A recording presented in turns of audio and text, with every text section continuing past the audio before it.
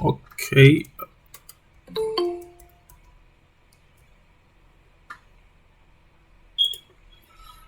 Um. All right. Welcome. Welcome. If you. Welcome everyone. For this week, we are. We will be introducing a different topic, and before now, the purpose was for us to have been able to have practiced what we'll be doing for some weeks now, and it doesn't look like some of us are ready to finish the the task. So we can't keep waiting and wait forever. So I just have to keep moving. Give me a minute. So we can't keep waiting forever. We just have to start. However, for today, we are going to be introducing a different topic: remote access and file syncing. So at the end of the class, I expect everyone to be able to access their servers remotely, to be able to configure key-based authentication. This allow user root from logging in as using SSH, copying files from one server to the other. And I would put this on a different topic so we can just finish with SSH before we talk about syncing files and folders securely between systems. This is just about syncing your folder. I'm sure we know what the word sync mean. Okay. Um, of course, also let to configure key-based authentication, just like what we have here into.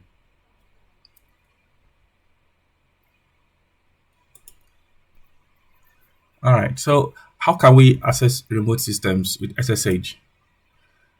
Before we can do that, we have to make sure that our VM is changed to a bridge adapter. You do not have to take a snapshot of your VM state.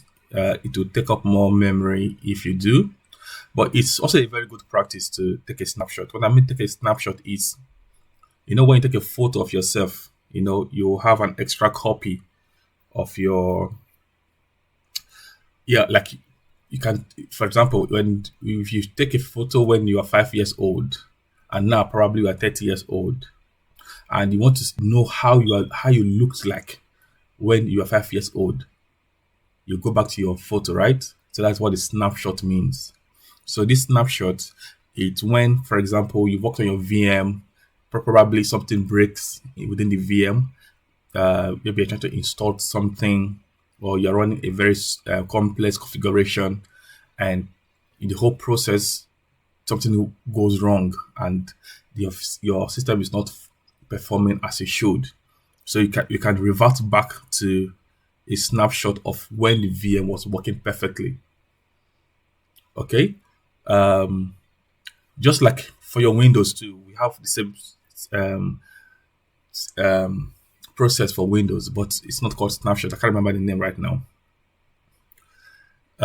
So for Windows, there's a partitioning you can do on your disk, such a way that if maybe there's a virus or there is a serious issue with your system, you can take back your Windows system to the time where it was working perfectly.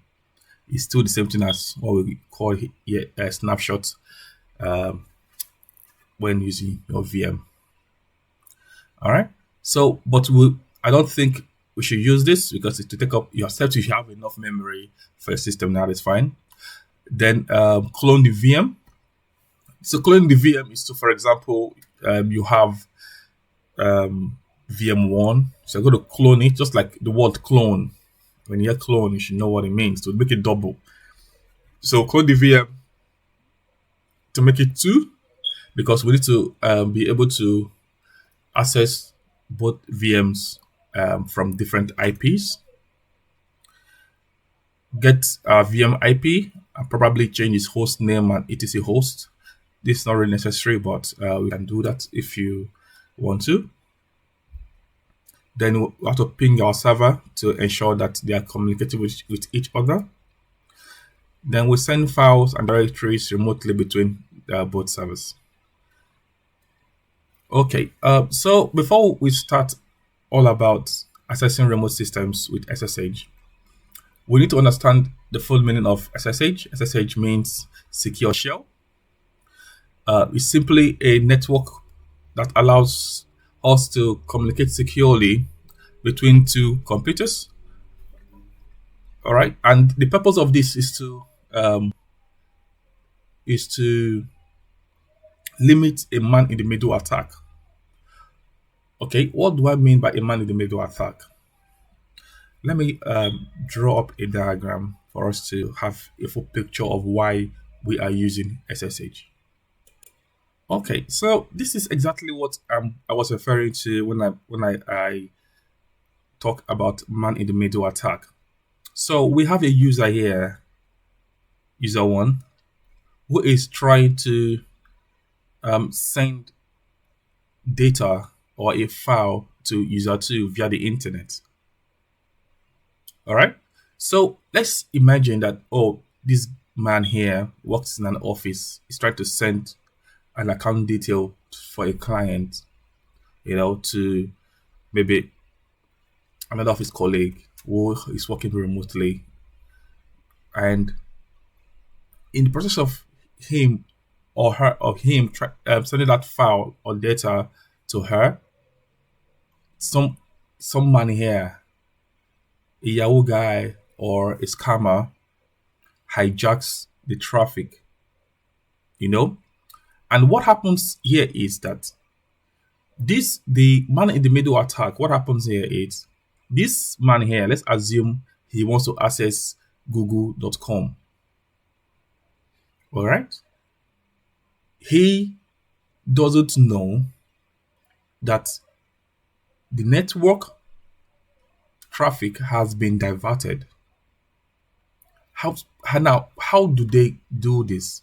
Most of the time, they would give you a site that looks like the original site you are trying to work on, but it is not the real web page. And when you send information, when you send information, they hijack that information and it doesn't actually get to the right person. Okay, let me pause this here. Okay, so this is how a man in the middle works. That's like how we what I explained in the last diagram. So I said the user is trying to access google.com. He thinks this is the original connection, google.com. But the man in the middle changes that connection, unknowingly to them, and they process files through the link that he sent. So the file is being hijacked and stolen from them. It could be, and most of the time when companies send data or when you send data via the internet, it's usually sensitive information. All right. So there's always a need to have like a tunnel. Okay.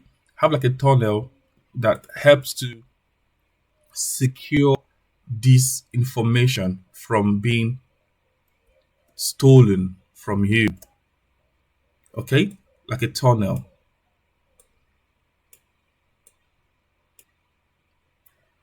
So you are here.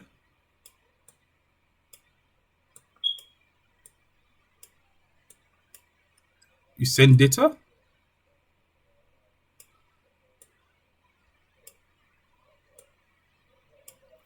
The data passes through the tunnel and gets to the person you want to pass it to. Okay. So even if there's a man here trying to attack and grab that information from you, they won't be able to because the tunnel here would block them out. All right. That's just a simple understanding. If you want to know more how SSH work, go online, research, and you would see it's quite interesting, but it's outside the scope of the of our learning. That's purely cybersecurity thing. So to get started, I made a list of all the commands that we are going to be needing because I observed that most of us do not go through the slide and the notes. So probably because too much information and you get overwhelmed. So I just said, okay, know what I'm going to do. Just give them all the commands that we are going to be working on this particular topic. So it's now left for you to grasp them and do whatever you want to do with them, as long as it helps your understanding of the topic. All right. So these are most of the commands and what I will be running through the course of this class. All right. So previously, I said we are going to change our VM networking settings to bridge adapter. How do you do that? I already have this as a recording on YouTube. Please go and watch it. How to clean your VM, how to you have to clear your VM and how to set up your virtual box for those who haven't done that. So for sake of this class, I will just quickly show us. So once click on settings, on network, change to a bridge adapter. Okay. So please watch the YouTube video. If I let me just play it so we can see, because some of us is there a need to do that? Just watch the YouTube video on how to clone your virtual machine. Please go through this one. Okay, this is the one we did for week 1. Please go through this to know how to clone your virtual machine. I really have good explanation about that. Okay, and if you go through it and you feel you have some questions, then you can also reach out to me and would try to resolve that. Okay, this is the task I give for those who haven't gone through it. I'm not going to go back to this. Okay, so now that we've learned how to clone our virtual machine, which we did in our previous video. So now that we've known how to clone our virtual machine, which we have learned in the previous video, please go and see it. Now, we also have learned how to change our network settings using bridge adapter, which was in the video. We've learned how what a bridge adapter is. We've learned how to clone and rename the VM. Also in the video, how to get your VM IPs and change its host, and the VM IPs is also there, and ping server to confirm communication. So I will just do this quickly for this, just to refresh our mind for those who haven't seen it. So how do you, when you finish cloning your VM, when we are done cloning your VM, the first thing you have to do is to start both of the VMs.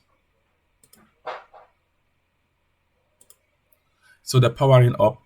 So I'm going to try to know my VM IP address, because if you do not know the IP address of your VM, how can you connect to them? All right.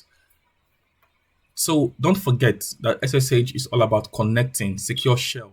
All right, connecting to a different server or a different computer or a different machine or a different VM, whichever word you want that you feel it's okay for you to use. That is the purpose of an SSH. Okay. And also, before I forget, don't forget that SSH is also a protocol.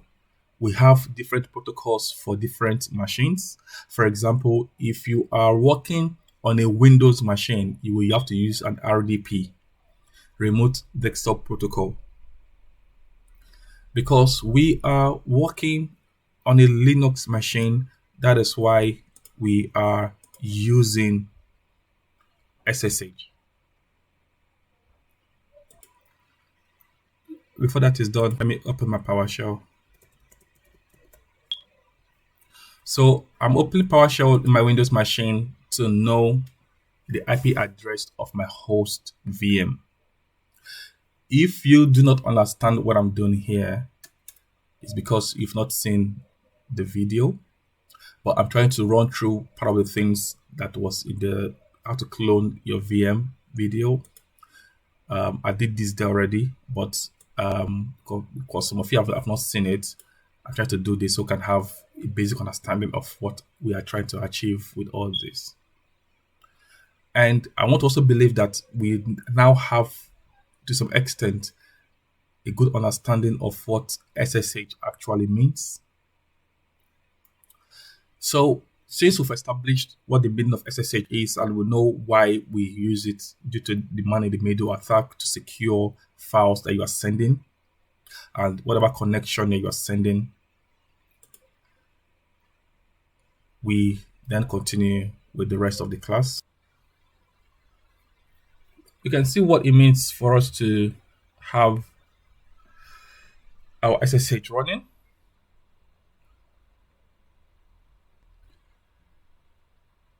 Like I, like I explained, how do you log in? So we send in a command and say SSH user at server. That is if, let's say, assume that this is our machine where we are. This is our remote server, the one I'm currently cloning for. And I want to log in into this server. Okay. Now, imagine that my machine here is somewhere in the USA. I'm currently in the USA.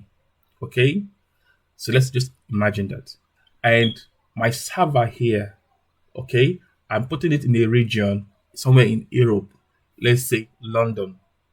Okay. So I'm trying to SSH into my machine all the way from the US to London. That's exactly what SSH is for. A remote connection. Remote means something that's not physically present. It is far away from you, but you need to access it anyways to get a file or transfer a file into it and all that. Okay? So, how do I connect to that? I say SSH user. User can be the name of the person who is trying to access the machine. Okay? We are going to see very soon how we can create a user in our machine or in our server. Now, let me bring the concept home exactly. You know, when you, as a DevOps engineer, when you are employed as a DevOps engineer, okay, they would first of all, or even in any company, anyways, they will create an account for you, right? So that account is the user account. Just like in your phones, when you bought your phone, Google asks you if it's Android, so create an account. If it's an iPhone, Apple will ask you to create an account, an iCloud account. So that account is what you use to access your phone, to do whatever, to change settings, to create a PIN. You know, so you as a user in that your phone, we also need to be a user in our machines. Okay, and most of the time when for our VM, I'm sure that we already have a user, a default user, who has already been configured in our machine. You can also create yourself as a user in the machine, and don't forget also that we also have a root user, like we'll be talking in our last class. The root user has privilege information or privilege policy. Okay, more like an admin role that does everything. It's like the CEO, you know, so it does anything. So when I say SSH, a user, let's say user John, say John at remote server, .com, or we get the IP of our server and use the IP address of the server to connect to it. So you can either use the username of the server or you use the IP address of the user.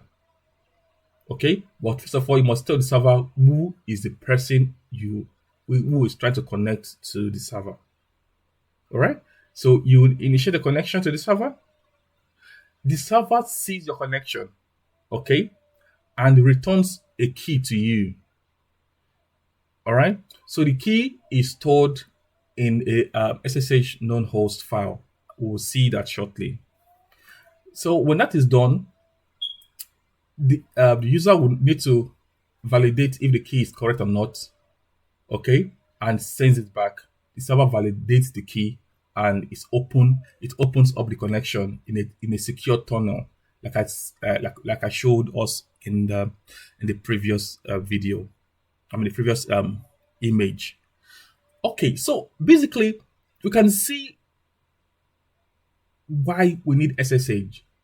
I showed us the a man in the middle why we actually need SSH so that our network or our data, our file is not being hijacked by somebody who is not supposed to be there. Imagine you are in your home, you're having a good time with the family, and somebody from nowhere, a homeless person, comes into your home. It doesn't make any sense, right? So that's why we need to have a door in our homes, have locks, have keys. So this is what we are trying to do here. When you run, for you to be able to SSH into a server, we need to create a key. And how do you create a key? We use a command. Okay. It's unfortunate. I do not have the commands. I've already showed us anyway the commands that we'll be using. It's still on the slide here. I'll still show us. Okay. So these commands, we create the key using SSH key. When we create the key, it will create two keys for us, a public key and a private key. Don't forget that we're trying to make sure that our connection is authentic, it's legit. It's not being stolen from us. Okay? So we can see, so before we can create when we create our SSH key pair, we need two keys, a public key and a private key. Okay. So that when that key is being exchanged, we are able to establish a secure connection between our servers, and we can now communicate with them to prevent any of our files or our communication or connection being stolen from attackers. Okay, that is the purpose of this. Okay, so here we can see what the SSH protocol actually entails. Like I said, you have to have two keys. All right. So basically, it just encrypts the key for you. Okay. Encrypts the key and encrypts the information using ciphertext. Okay. So when you have authenticated and you've proved who you are, the key is decrypted in a plain text, and you can read the information that that is being passed to you. So all these things are being done in the background. Okay. What this symmetric means here, means that it uses two different key pairs. All right. Symmetric means it uses same key pair to communicate. All right. While asymmetric uses different key pairs. We'll be using asymmetric because we are using the public key and the private key. So the private key is stored in the ID underscore RSA directory, while the public key is stored somewhere here when it is created. Okay, this is how you create a key pair, SSH key gen. And if you want to copy, so we have to copy the key that we created to the remote server to be able to for example, you create a key Now, for example, let's say we create our key here. All right. How do we? I will say we're going to be creating two keys, right? The private key and the public key. So the server needs to have the public key so that it can be able to know who is trying to communicate to it. So to do that, we need to copy the public key to the server. All right. So how can you copy the key, your public key to the server? You use the ssh-copy-id command to securely send that key to the server. All right. So when you've done that, when you try to communicate to the server, it uses that key to check who exactly is trying to communicate with me. All right. And it sends, it returns the public key. You can see here, returns the host public key, okay, which is already stored in the host remote known host directory. Okay. So basically, we would see how that works shortly. Well, how this works. Okay, so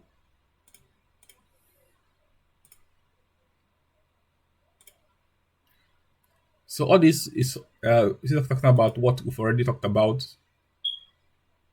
creating a new username, and all that, and then try to do some hardening.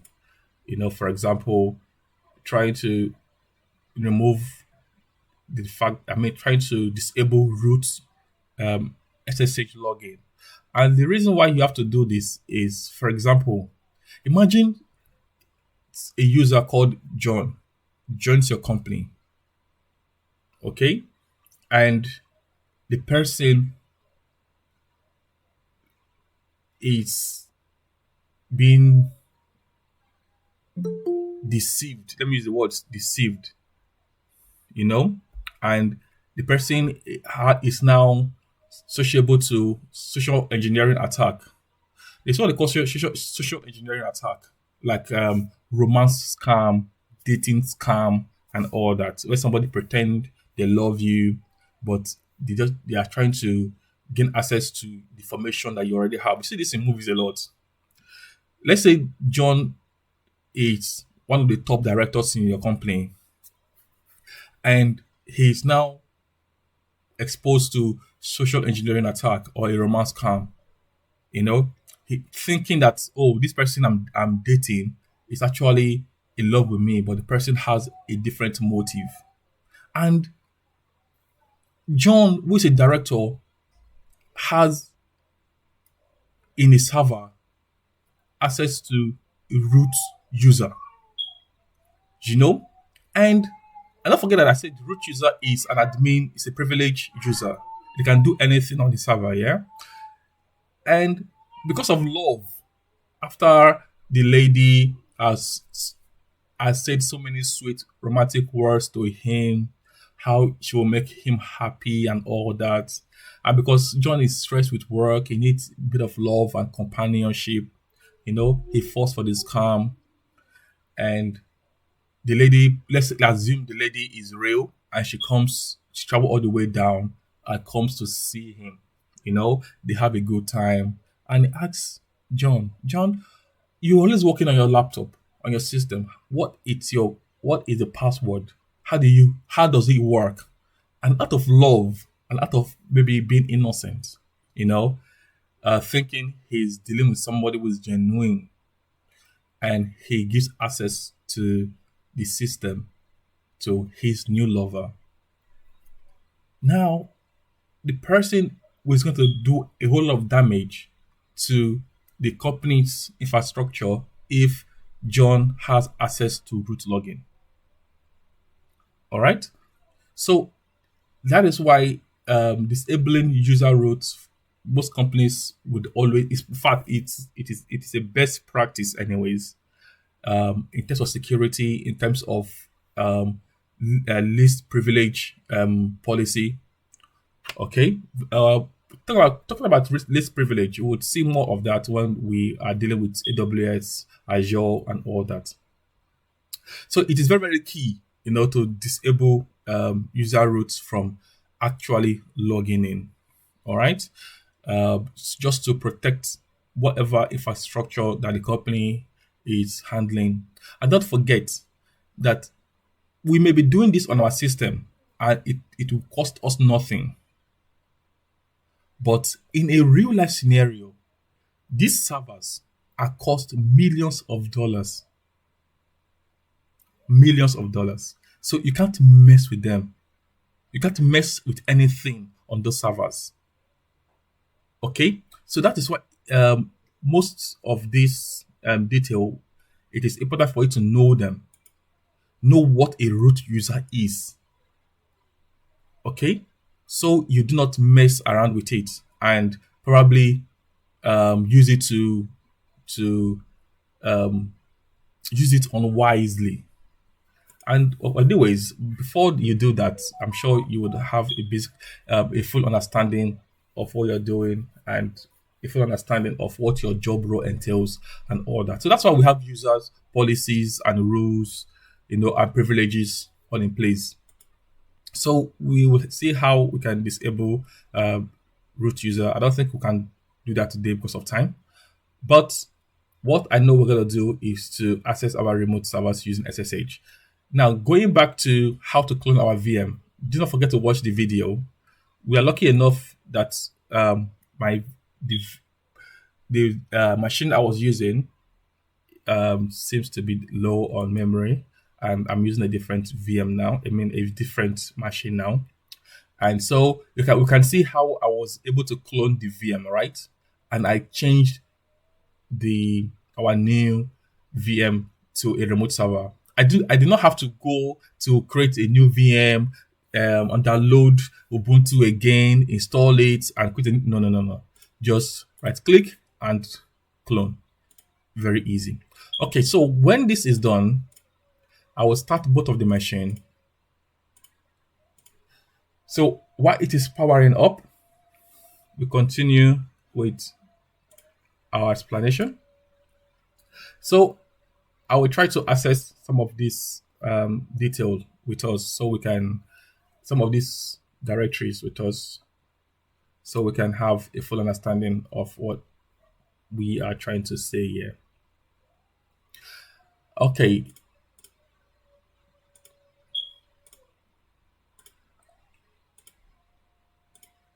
switch.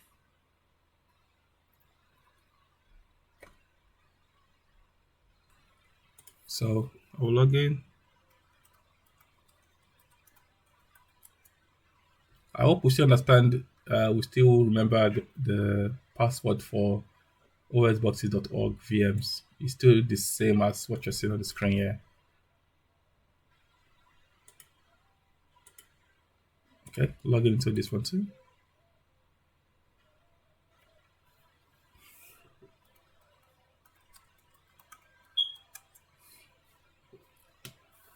So it's even okay now that I am using a fresh VM, so we can see what exactly I'm doing, and if there is any error, we'll see.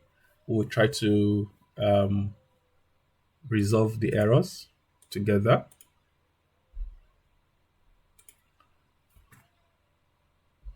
Okay, um,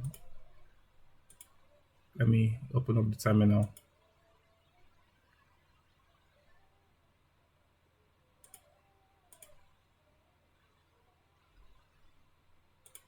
just to kind of put in.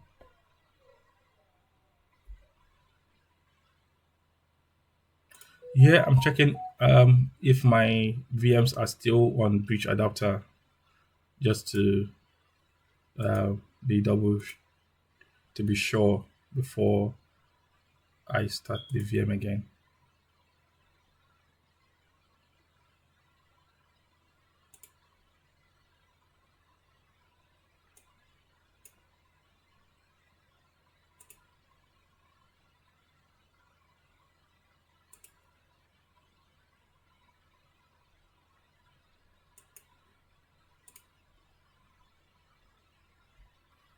I also confirm from the remote server to see if it is still on network adapter.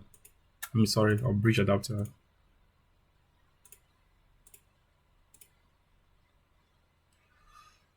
Okay, we just have to wait for this to power up before we continue with the class. Meanwhile, we can go ahead and watch the video on how to clone a VM. When it is done, we'll continue. Let me send the link to the chat for those who may not know how to get it.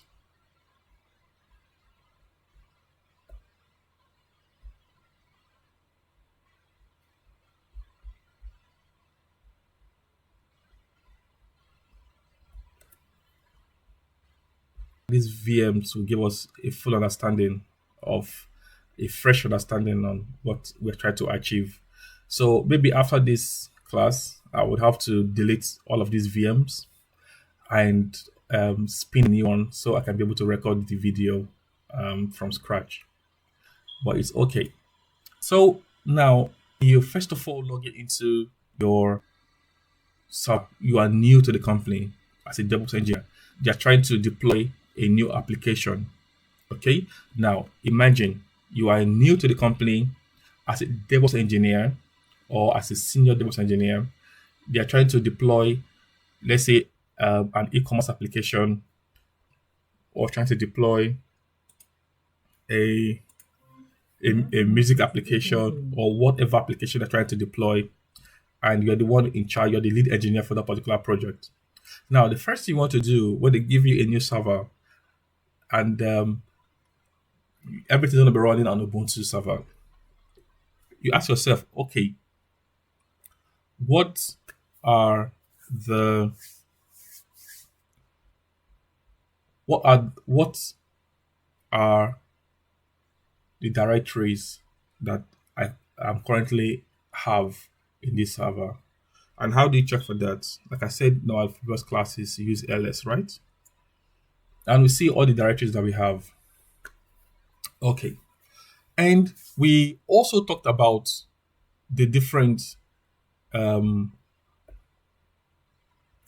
resources or the different directories that you have to work with when dealing with SSH, right? So you will not ask yourself, is SSH already installed in this machine or not? And if it's not installed, are there any users already in? Are there any users who are currently within this machine? So, first of all, we can see here that I did ls, but I cannot find the .ssh directory. It is always hidden. So to see hidden file, I'll do ls-la, that is list all. I can see my ssh directory here, .ssh. So I'll probably go into that folder or directory to see exactly what's in there. So I'll do ls, and I see there's nothing inside my .ssh directory. And don't forget, we said we are going to create a public key and a private key, right? So when that key is created, it is stored inside this .ssh directory. All right. So I will go back. I'll say print working directory to see where I am. I am in my OS boxes directory. Okay. So you now ask yourself, which user has a coupling given to you? Who am I? You say, who am I? To see the user who is currently logged in. So the name, my name as a user, I'm working as a user OS boxes. We can create different users. In the next classes, we'll see how to create users. But we can create different user. But I won't do that now because it is outside the scope of this class. So we now know the user that we are, which says, who am I? I confirm to see if there's SSH already installed in my Ubuntu machine. I don't think we have, but we'll try to install and see what happens when we try to install. Okay. And before I continue, I wrote down a list of commands that we are going to be working with. They are all here. I just added them. Okay. If you do not have the time to read all of the slides, this is a bit important for you. For you to these are all the commands that we are going to be running and the directories that we are going to be accessing in this topic. I will go back. So, which server am I currently on? I'm currently on my Ubuntu VM server. So let's assume this is my local server. Okay. Let's assume this is my local server and this is my remote server. So I would install SSH on both of these servers. These are fresh servers.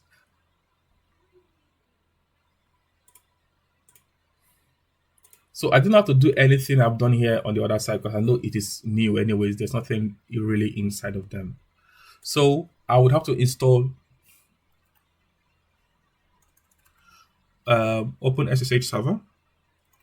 To do that, I will say sudo as a admin user.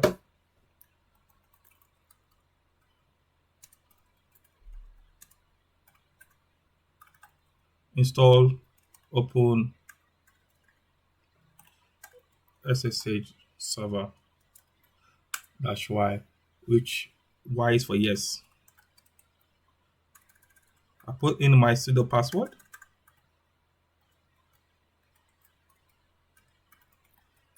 I think I typed it wrong.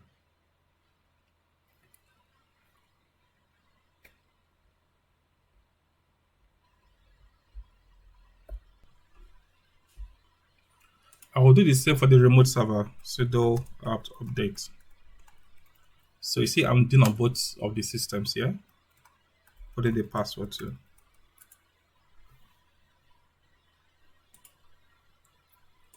Okay, so for my Ubuntu VM, I continue with it. Okay, it's still updating. It's not yet done. So wait for that to be ready. I go back to my remote server. It's still updating. It's not yet done. So we have to wait for this to finish. Then we continue.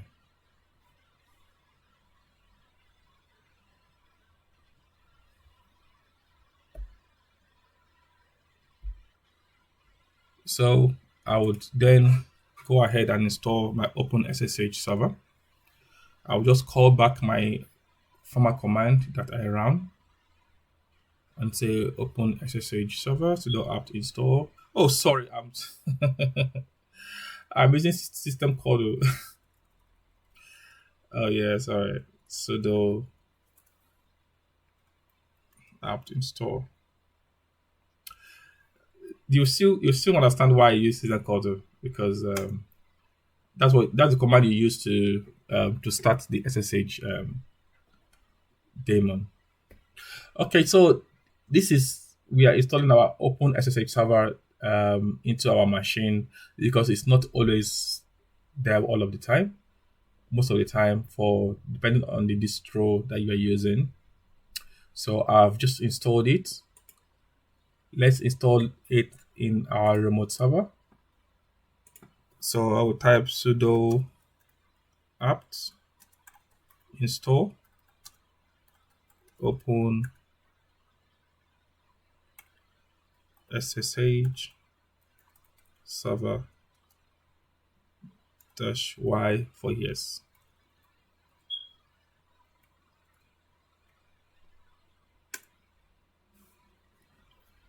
Okay, that is currently installing.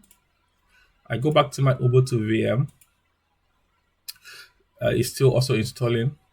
Now, if you observe what I'm doing here, I'm going into each of the VM to install it. Now, when you are actually working in a real life scenario, you won't do this.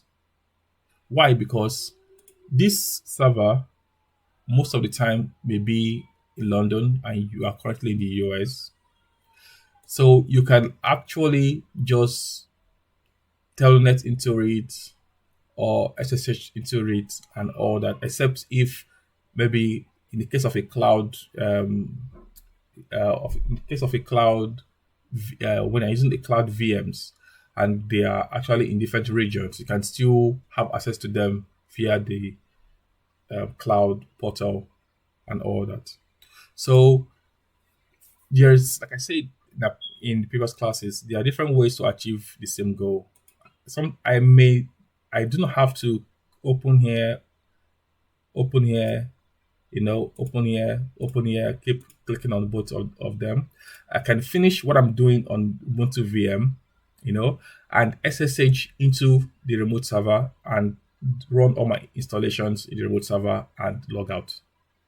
Okay, but if I do that, I feel like you won't really understand. You won't know which of the server I am currently in to look to complex for you. So that is why I'm manually coming here, showing you, okay, I'm actually in my Ubuntu VM now. Okay, now I'm actually in my remote server now. So you can see where I am in each of the installation process. So let's open back our Ubuntu VM, which we are calling our local server.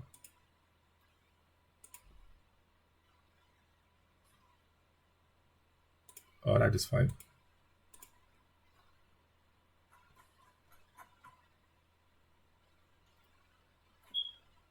This is also going to give me an error, which is still fine.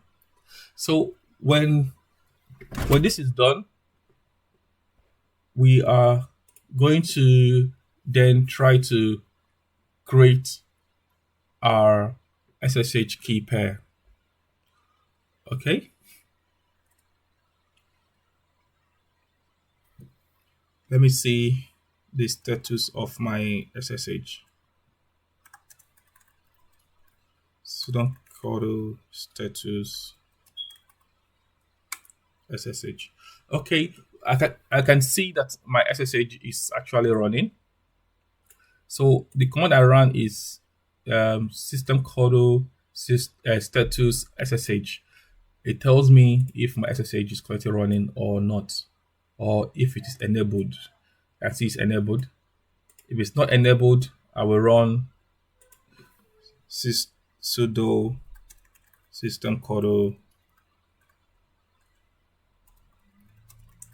enable SSH. Okay. If I want to disable it, I will say disable. Okay. Then if I want to start it, if for example here it's telling me inactive, I say start SSH. All right. Okay, let me stop it. Okay. Let me run the status again and see. We can see the active button is gone. It's telling me it is now inactive. It is showing dead, which means I cannot SSH anymore. Okay, even though it's already enabled. So let me disable it and see what's going to happen. So sudo system call disable SSH. Okay, you can see it's disabling it for me. So when that is done, let me clear this. If I check again for the status of the SSH, I can see it's not working. It says inactive. It is dead. It is disabled. Okay, and it is stopped. Secure share server stopped. Say deactivated successfully.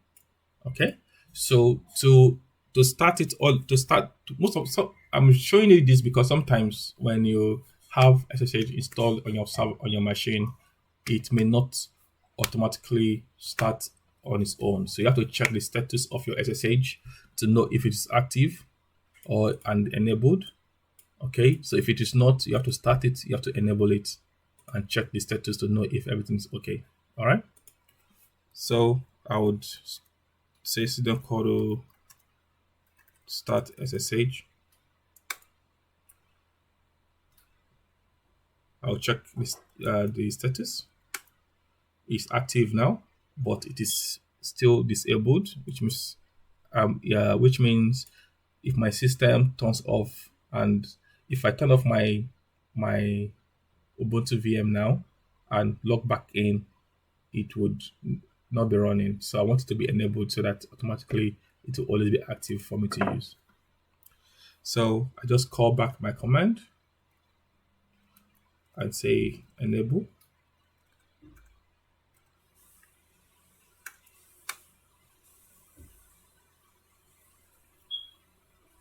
So it's now enabled. I'll check the status and I can see that it is actively running and it is enabled. And I can see the log here. It says it's now listening on port 000 and on IP 000 on port 22. So SSH, the port of an SSH is at 22. Okay, SSH listens on port 22. When you're asked anywhere, which port does SSH listen on? Is port 22.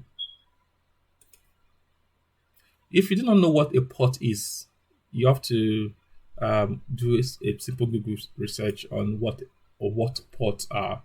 All right. But when we are working on networking, we will talk about ports. Okay. You will have a full understanding of what that entails. So we have 15 minutes or less than 10 minutes for this class to end because I said 10:30, it's already past 10:30. So quickly, I would go to my, let me minimize this, my remote server and also do the same thing.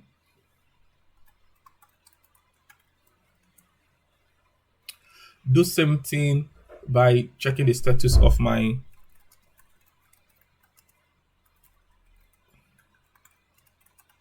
SSH. Say could not be found.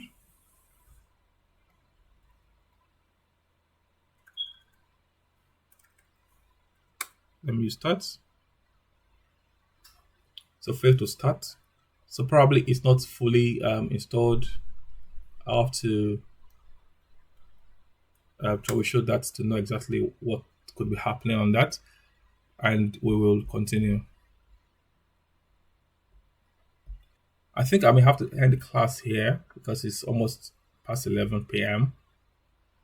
I would leave these machines the way they are. I won't touch them.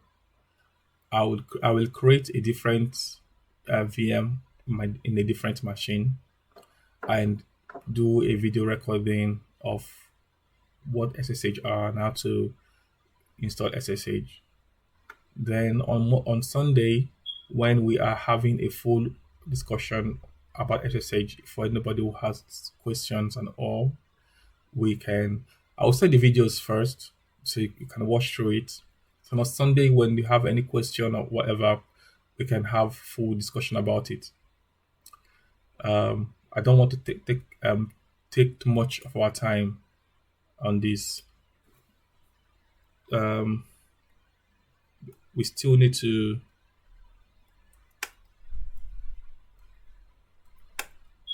install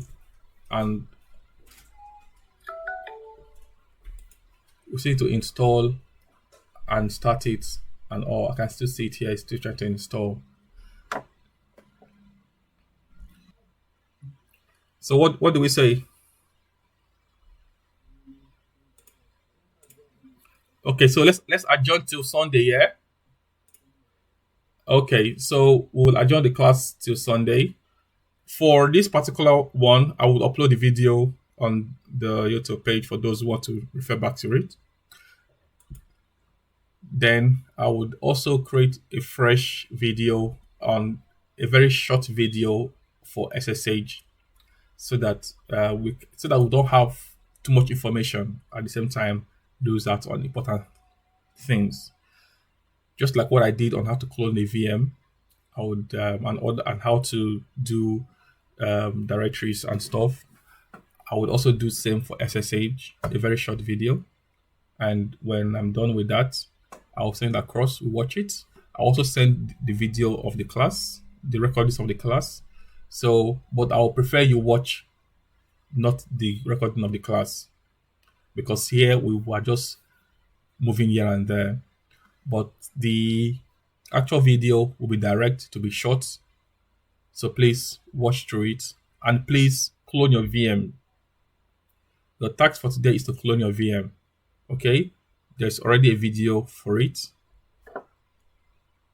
I'll see you in the next class. And again, some of us are still yet to do the previous task that was given. Some of us are still yet to do the previous task that was given. I have done a video of that particular task. I do not see any reason why none of you should have done it by now.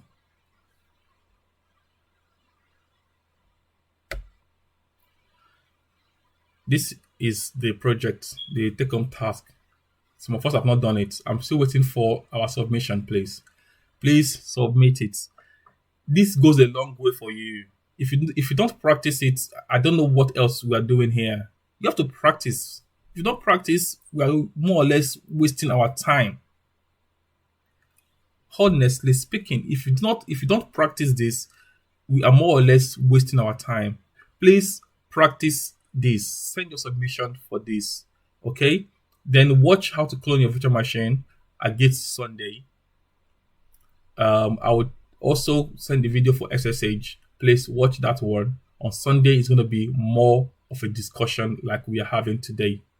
I would go a bit deeper to explain the concept for us so that we can have a full understanding of what it's all about.